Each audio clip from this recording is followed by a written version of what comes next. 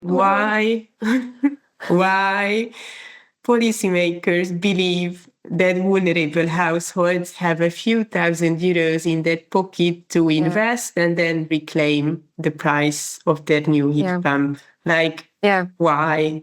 And if they have it in their pocket, why they need a subsidy?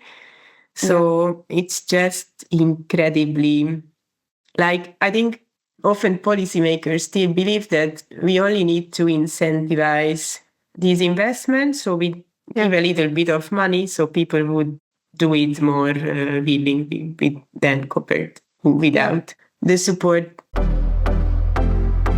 The EU's energy transition includes explicit commitment to prioritize vulnerable households. The Energy Performance of Building Directive, for instance, requires that financial incentives target energy poverty-affected households. The Energy Efficiency Directive requires member states to make the best possible use of public funding for investment supporting low-income and vulnerable consumers. They are legal obligations. And yet, the negotiations currently underway on the multi-annual financial framework, or MFF, for 2028-2034 contain no earmarking for vulnerable households. Committees in the European Parliament have been moving to remove even the weakest just transition reference that exists in the Commission's proposal. Evidence from cohesion funding and national renovation programs shows that public money, absent targeting requirements, flows overwhelmingly to those with the financial capacity to co-invest. Anna Sofia Bayomi has spent the past several years mapping exactly this gap between what EU law says should happen and what budget architecture is designed to deliver. Her doctoral research examined the situation of vulnerable firewood-dependent households in Hungary, where EU transition policies encounter both a severe energy vulnerability profile and a national government structurally resistant to redistributive energy policy. At FENSA, the European Federation of National Organizations Working with the Homeless, she has extended that analysis to the EU's institutions themselves, tracing the line between legislative principle and funding reality across many instruments, including the EPPD, ETS2, the Social Climate Fund, and the MFF. So in this episode, we will reflect on what happens when the legal framework says one thing and the budget says another, what determines which one wins, and who bears the cost of that gap. Anna, welcome to the show. Welcome, everybody, and thanks for this opportunity and for the introduction. Of course, Anna. Thank you so much, Anna. So you have a background in social policy and urban planning, and you have moved between municipal government, parliamentary offices, research institutions, civil society, and housing NGOs in Hungary and also in Italy before arriving at EU-level advocacy. That's quite an unusual path to energy policy. So what shaped your understanding of energy poverty before you were working on it professionally? So already when I was a teenager, I spent time in Hungary, in one of the poorest regions, in a rural Roma settlement. And during our visits, I discovered the low-quality housing stock in which this community was living, and the use of firewood and the really heavy indoor air, which made children sick, and it stuck with me. And within my university studies, I got interested in urban studies, housing policy, and putting all this together, I ended up working on first segregation problems in post-industrial cities, but then during my master thesis, I already wrote my thesis on the renovation, on the energy efficient renovation of social housing stock, which is very low quality as well in Hungary. And that's where I started to explore the EU energy framework and all the energy efficiency targets. And I was wondering why these targets are not translated into opportunities to improve the housing stock of the most vulnerable people. And then combining my interest, I worked in in an urban planning department at the municipality of Budapest. Then started to work on energy poverty in the European Parliament as a trainee, and I kept my interest to energy poverty, and I tried to develop my professional work along that with my PhD and then my work at FEANZA. Yeah, and when we met, you were working on your PhD, which examined vulnerable firewood users in Hungary. They fly totally under the radar in your policy making. You very often are the only person like raising their hand and saying, look, the energy transition is not completed everywhere. We still have people who live in who burn solid fuels, including their trash in order to heat in the winter. What do these households, because you're still working and are very often very close to them, so what do these households tell you about the energy transition that this kind of official statistics and policy document is missing? So the example of solid fuel users is highly relevant to illustrate how often the energy transition overlooks the most vulnerable ones.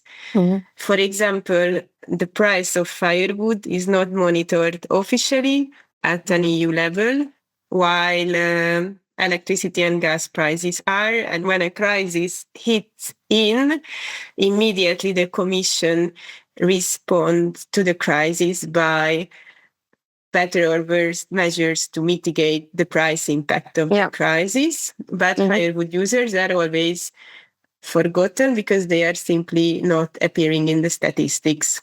Yeah. While in Hungary, firewood price increased in 15 years threefold, while the gas price only 1.4 got 1.4 times higher. And we have European measures to protect electricity consumers and gas consumers, but there is no protection framework for solid fuel users, including firewood users, despite the fact that across Central and Eastern Europe, in many countries, majority of households in poverty who are not connected to district heating are dependent on solid fuel, firewood especially, going up to 80% in the Baltic countries and still around 40% in Hungary, so among the poorest households. And this is a really large group. And on the other hand, the EU is really proud of the increasing use of renewable energy sources. And in the heating sector, it is overwhelmingly reached by solid biofuels, partly by district heating in the Nordic countries, but also very importantly by the firewood burned in these poorly insulated homes, creating indoor and outdoor pollution, which is then mentioned in like countries are being also punished by the European Union because of air pollution issues caused by firewood burning, which is then, on the other hand, is motivated because the renewable energy targets are mandatory, but the energy efficiency targets are not.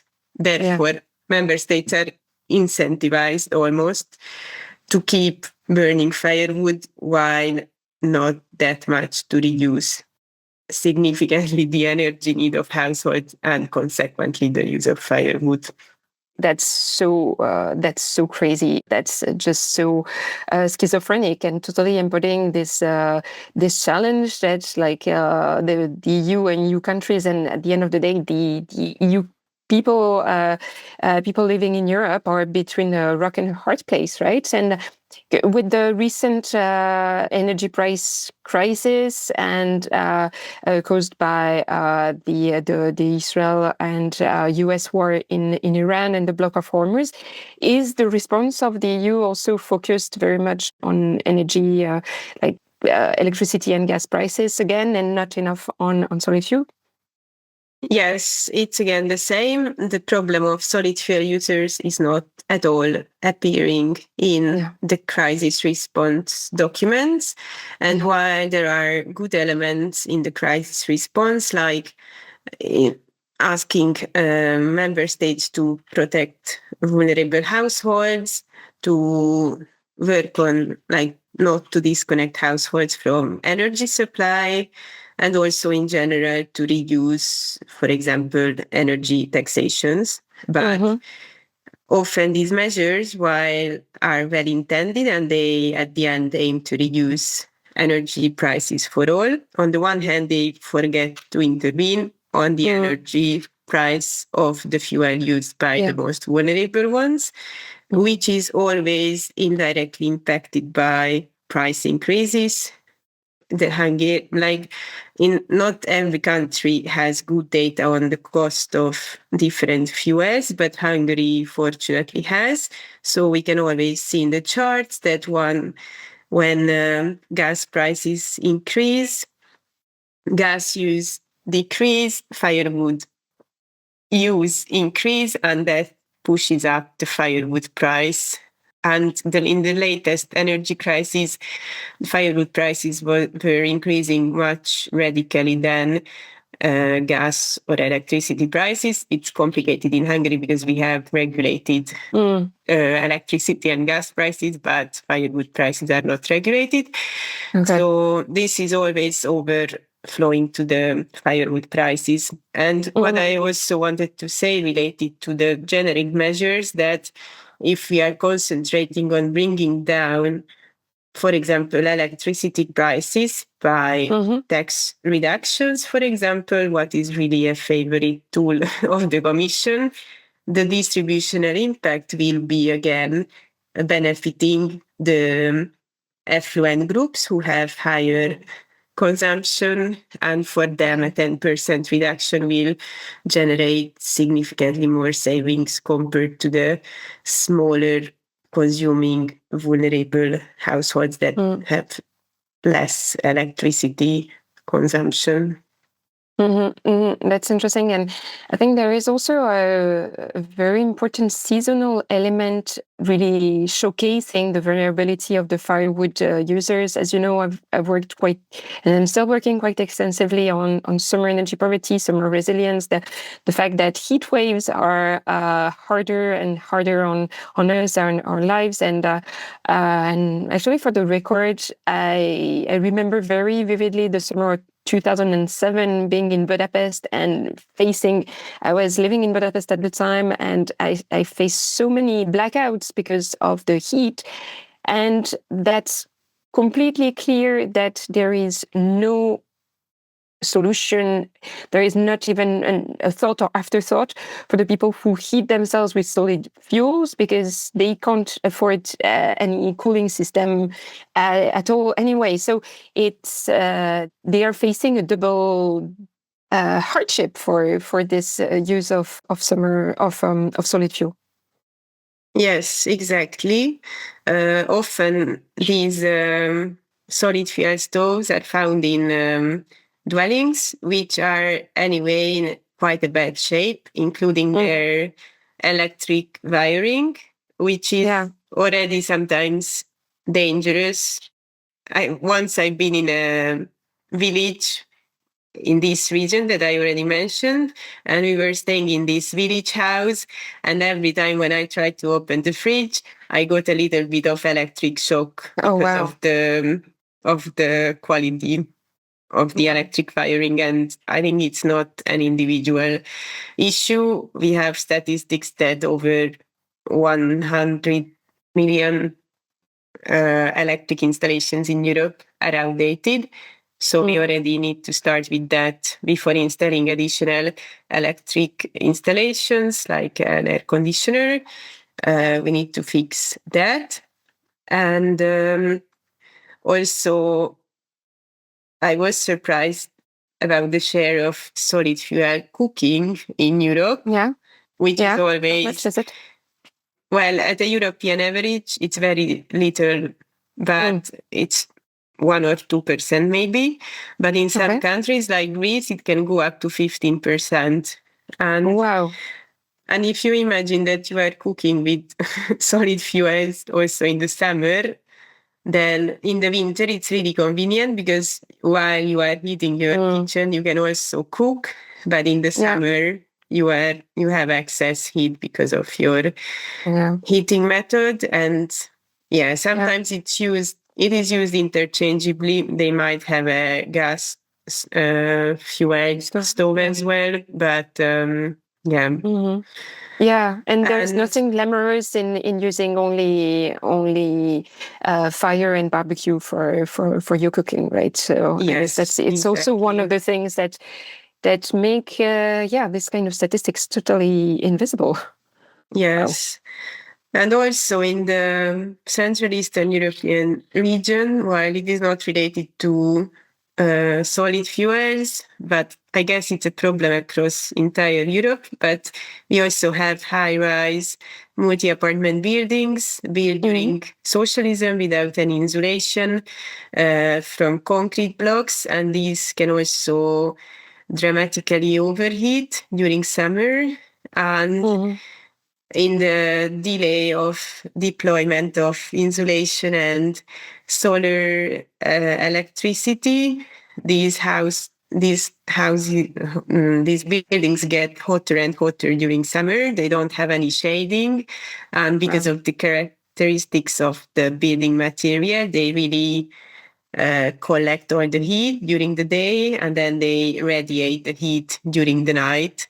And I've been Yeah. living in such an apartment and I tried Mm. to convince the local representative at the municipality, the building manager. We've been writing with the local NGO letters, raising attention that it can also be deadly for elderly people to stay in Yeah. such hot apartments if they have health conditions.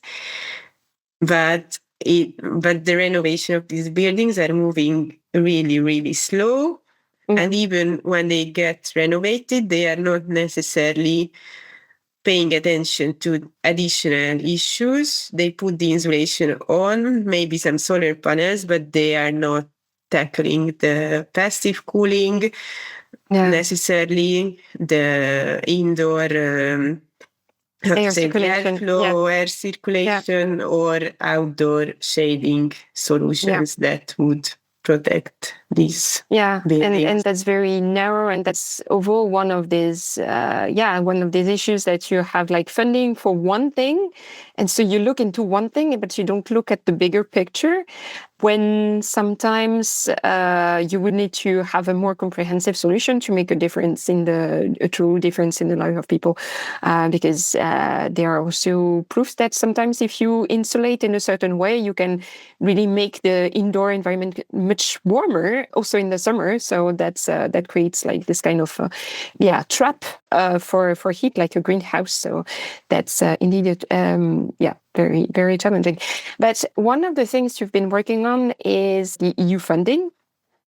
And you've been saying that there is a lack of earmarking of EU funds. And so as a result, the EU funds flow to households who could have financed the transition themselves, at least in a big portion of it.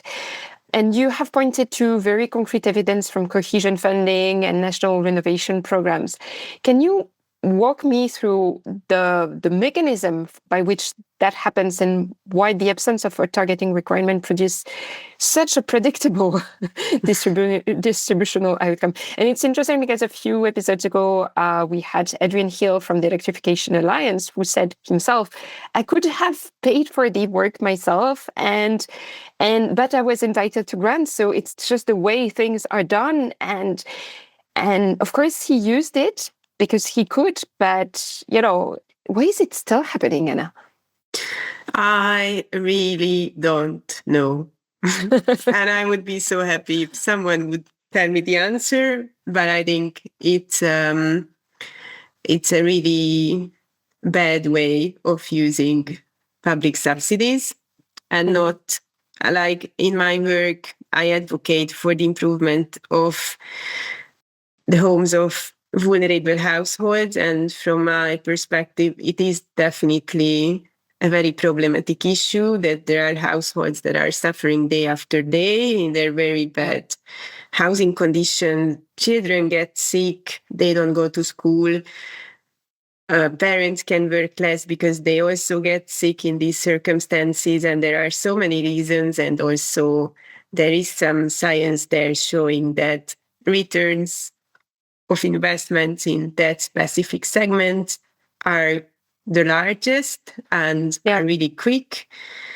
So it's like a low-hanging fruit in a way. Yes, it would be like it wouldn't only bring benefit for these households that maybe are politically not so important, but it would also benefit for the common interest, like reduced health costs, better economy, and also these kids would reach then later higher achievements, can get better jobs, they will pay higher taxes, and they won't rely on the social security system. So these are really long-term investments that already generate a return in short term.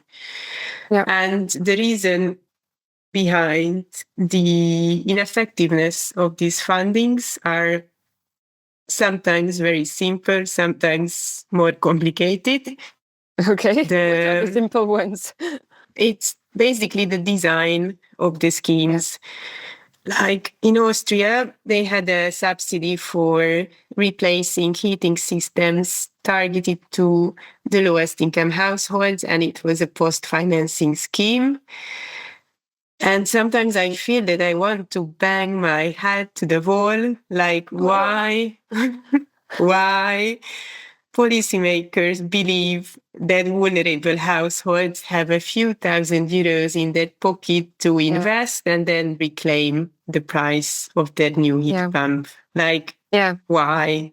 And if they have it in their pocket, why they need a subsidy? So it's just incredibly, like, I think often policymakers still believe that we only need to incentivize these investments. So we give a little bit of money so people would do it more willingly than compared to without the support. But I think now we are already in a place where we see the impact of the climate crisis on our everyday life. People are more aware and they would anyway do things. Maybe they need other like guidances, technical facilitation, management in buildings. So many other soft tools would facilitate better the energy transition than these generous funding schemes. Also in Hungary, we had a renovation scheme, which was originally quite a good idea because it enabled households not only to work on the energy efficiency of the building, but to any kind of renovation measure that is necessary. But also there, it was a post-financing mechanism, and it required a few things that usually vulnerable households are not able to demonstrate, like such as 2 years of legal employment history. Oh, wow. Having a certain number of children below a certain age, which is not necessarily overlapping with vulnerability, the number of kids you have and their age. It's also incredibly patronizing, this kind of question. Yes, and also not having public debt. And we know that the poorest households in Hungary have more debt than assets. So basically, if you are in the poorest income category, you most likely have some kind of debt. So you will not be eligible for this kind of support. And Habitat for Humanity Hungary made an excellent program together with Erste Bank. Erste Bank was pre-financing the renovation costs, and Habitat put next to it the social work to find, and they keep saying that it was incredibly hard to find among the households that they work with, and they see day after day which kind of bad housing they are living in. And they tried to feed this household in the program, and it was extremely hard to find one that would be eligible. And that's really problematic. And once they found one, then they had to put social work hours in it to help with the paperwork, and also to find a good quality working workforce to deliver the renovation. And for example, France already knows that it's not enough to give money, but they need to have local offices where people go out to their families and they explain the need for renovation, and they facilitate the whole application procedure and provide technical advice. And it's complicated. Yeah. It needs time, but unfortunately, it is the way to go. Yeah, exactly. Like these kind of offices. So there is the program called SLIME in English, or there is Réseau Ecohabitat, which also works exactly this way. But it takes, for each of the case, it takes about 2 years to set up like all the funding, because you need to combine grants, you need to fill a lot of paperwork. So it's not something, it's extremely complicated, and it works best for single family housing and not like multi exactly, apartment buildings. But at the same time, they are also trying to work with low-hanging fruits, like work if they can do some immediate fixing of the house, and just to start somewhere and to already give people hope and dignity, right? Because I think they are like, for the people who have never visited a household in energy poverty, or if they have not been energy poor themselves, they don't realize that the home is for everyone. In the Maslow pyramid, it's like the place where you need to feel safe. And if it's shattered, of course your dignity is shattered as well. And you can't trust anything in life if the foundations are not good. So this feeling of lack of urgency among policymakers also drives me it drives me mad, because we're facing so many challenges at the right time, and fixing the home, fixing the energy system would be a way to make our societies way more cohesive in a way, and would be able to make us more resilient towards all the challenges ahead. And they are of course there are many. So, and talking again about France, one of the challenges of the program is that every year they have to fight to get their funding in their budget, and the funding lines and so on. So there is this, whatever the country, there is always this kind of fund and go or stop and go policy. It is also something you've been working on, right? Yes, I think predictability should be there, because these are long-term projects, and also in order to identify vulnerable households, involve them, plan, and then carry out the works, there is a need for stability. And going back to France, it's a good example in the sense that they are providing higher funding rate for lowest income households. But still in France, even the highest income group can benefit from subsidies, repaying part of their costs that they probably wouldn't need. And on the other hand, lowest income households still need to contribute 10-20% of the work, which could be, if a complex renovation costs 60,000 euros, it can be 12,000 euros, which obviously not in the pocket of these households. So even the most progressive large-scale scheme in Europe still struggling to incorporate the most vulnerable ones, on the expense of still providing support for the richest households. But at least they realized a few years ago when they had a tax rebate program that 80% of the benefits are going to the richest 20%, and they realized that it's not fair. So they made a big reform in order to have a more progressive scheme. And getting back to the level of EU funding, there was this analysis of the Jacques Delors Institute on Cohesion Policy, which covers many things, not only energy efficiency. And even when it arrives to the poorest regions, EU funding fails to reach the poorest households because it's always easier to find the middle class. It's usually the middle class that get employed in EU projects locally. They get these, for example, in Hungary, working in an EU project when you work in the social sector means that you earn maybe double than your colleagues. So all these benefits are going to the more prosperous segment of the society in the poor regions.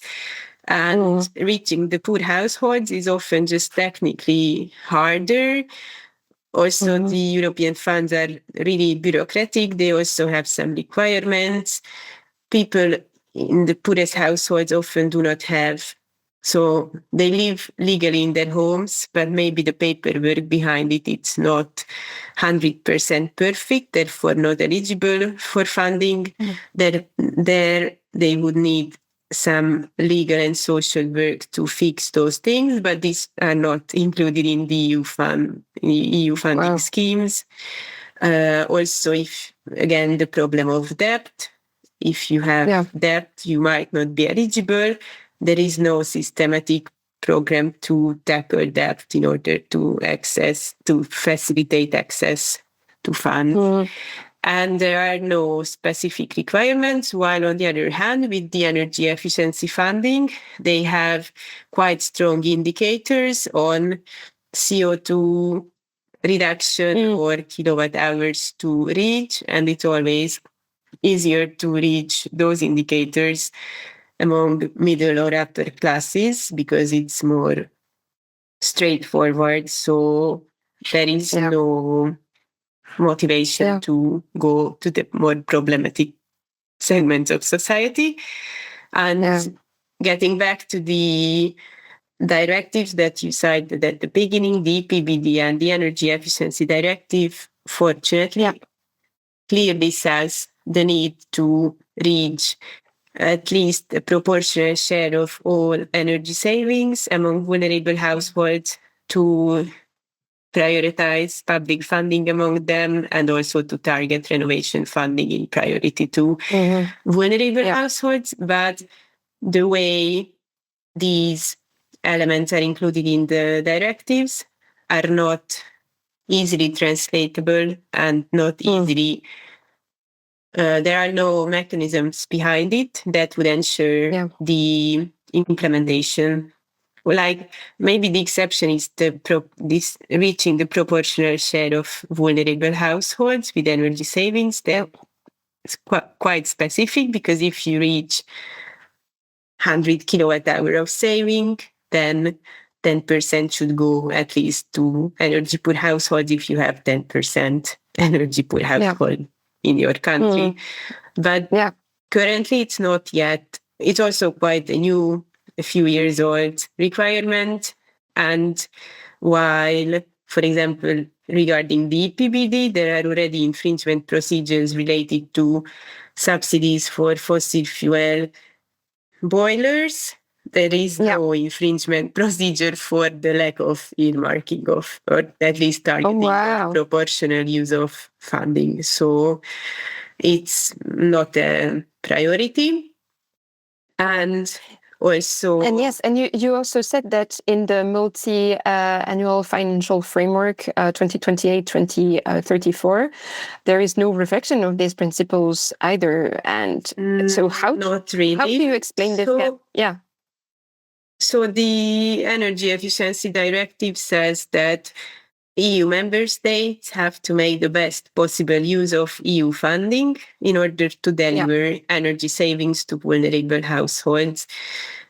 But reading the MFF proposal, there are some elements that refers to just transition and the need to enable everyone to participate in the energy transition.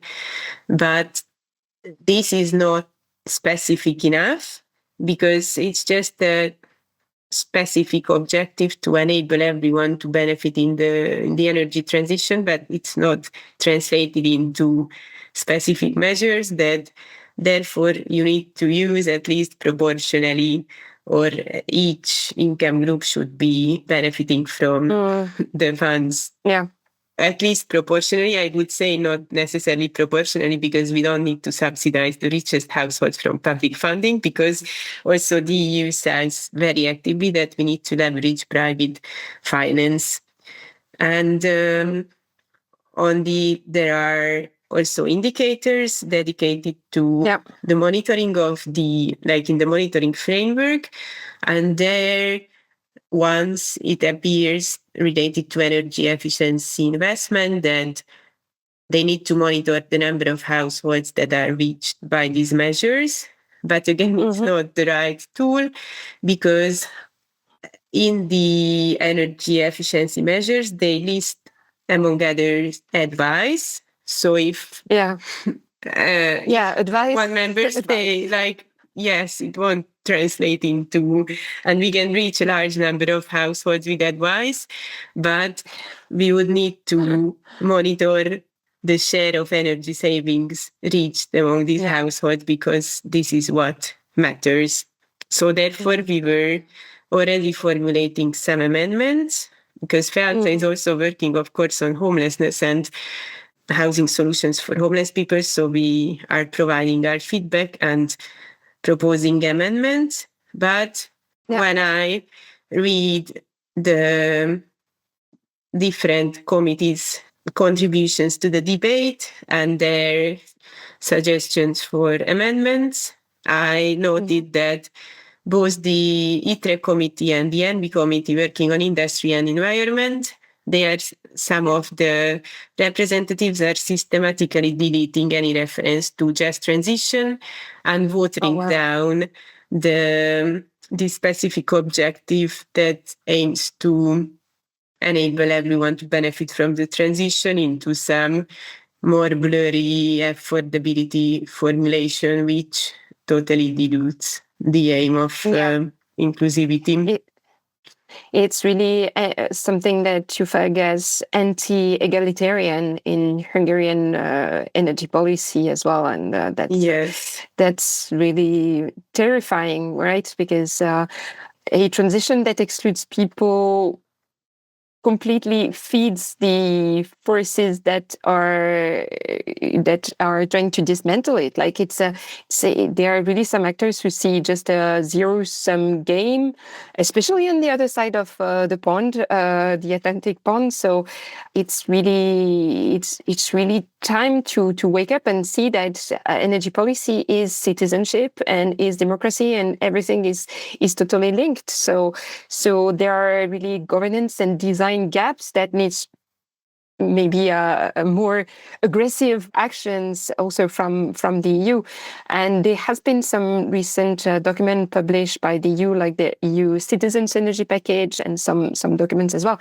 But they are not mandatory, so they can encourage member states to go in a certain direction, but they will not change the course of things if the states don't want to listen, right? See, I don't want to end on a negative note, but I want to end with some inspiration from you, Anna. You've been working on this field for a lot of time. You've been gathering so much really, really, really interesting evidence. And I would like you to tell us if there were some, design choices that could still be made that would make a difference, like maybe in the MFF funding, in the way the social climate fund is rolled out, in the kind of instruments the EU is developing. But I mean, that can also be linked to some kind of arguments that is not being made at EU level, something that the policymakers would need to take home, because that's the right moment to address it, although they may not know it yet. Yes, so I think it would be nice if the results of the research showcasing that investment in the poorest households in terms of retrofitting provides the highest and quickest returns would arrive to the policymakers, and also maybe the private finance sector should play their role in highlighting that until very generous subsidies are provided to without any targeting, it takes the place of the so much needed private finance, because nobody would take up a loan if they can get a free subsidy.